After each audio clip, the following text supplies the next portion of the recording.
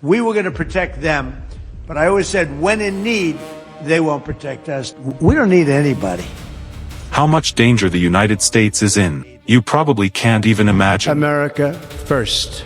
With the America First policy, Donald Trump, starting his second term, is taking the country toward America alone. You will pay for this! This is a disaster! America will fall! Actually, saying is taking would be wrong. The United States is already largely isolated. I'll show you shocking examples.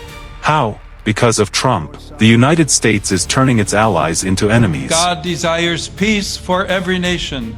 Let's start with a religious issue. The new Pope Leo XIV, who is also the first American Pope, on April 5th, Easter Sunday, called for peace regarding the Iran war. Justice will always triumph over injustice. Trump attacked him fiercely on Truth Social, writing, "Weak on crime. Terrible for foreign policy." He even posted an AI image of himself dressed as Jesus. Across the Christian world, he faced massive criticism for blasphemy. Italy's Prime Minister Giorgia Meloni, known as a Trump ally, called his behavior unacceptable. Particularly regarding the pontiff, were unacceptable. As a result, distance is growing between the United States and both the Vatican and Italy. Now let's move to a direct geopolitical issue. France and the United Kingdom have directly said no to Trump's blockade in the Strait of Hormuz. Mr. Speaker, It's clear they are no longer willing to accept Trump's unilateral military decisions. Not just France or the UK, the distance between the United States and Europe and NATO has been growing since early 2025. When I came to NATO, when I first had my first meeting, I noticed that people weren't paying their bills at all. Trump stopped aid to Ukraine, which is at war with Russia. He attacked NATO, calling them freeloaders, and demanded 5% of GDP for defense spending. He also threatened tariffs on 8 European countries, including Denmark, over his ambition to buy Greenland. Because we need Greenland for national security. Denmark strongly protested. Dear President Trump, listen very carefully. It is not for sale.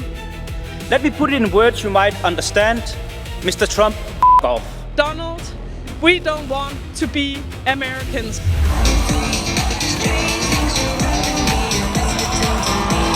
On April 12, in Hungary, Trump's closest European ally, whom he called a great leader, Viktor Orbán and his party, suffered a crushing defeat in the election. The winner was Peter Magyar, known as a pro-EU leader. Even relations with Taiwan are under pressure.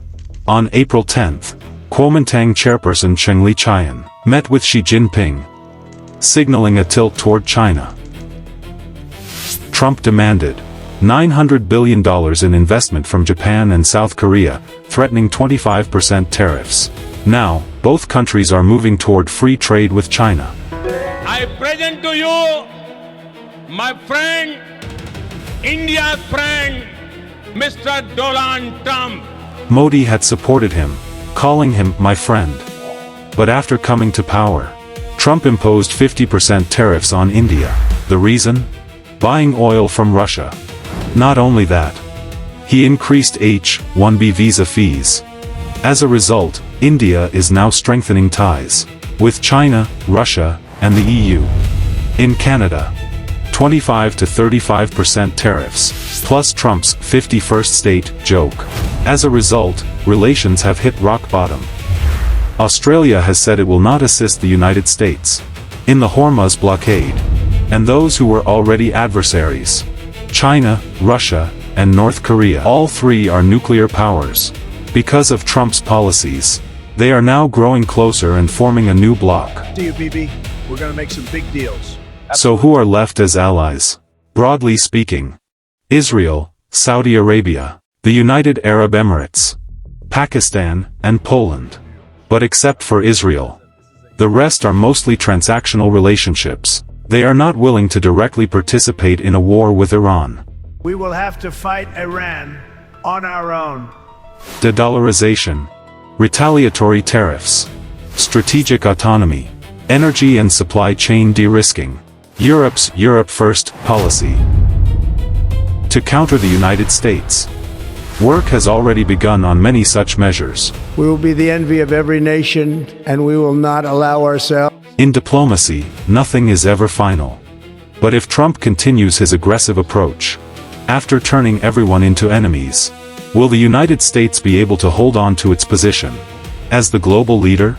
It's going to be only America first. What do you think? Let me know in the comments. For important updates and more analyses like this, please subscribe to Sharpener.